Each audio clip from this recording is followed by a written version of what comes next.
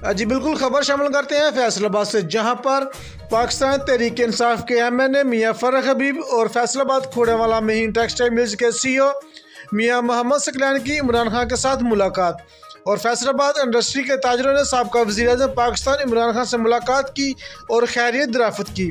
मुलाकात में इंडस्ट्री के ज़वाल के हवाले से बात की गई। महीन टेक्सटाइल मिल्स के CEO मियां मोहम्मद सकलैन का कहना था कि PTI की हुकूमत के वक्त इंडस्ट्री को सहारा दिया जा रहा था और मजदूर खुशहाल ज़िंदगी गुजार रहे थे। जैसे ही PTI की हुकूमत गिरी, साथ ही इंडस्ट्री का पिया भी जाम होना शुरू हो गया। अब तक हज़ारों की तादाद में फैक्ट्री बंद हो चुकी है और लाखों की तादाद में मजदूर बेरोज़गार हो चुके हैं।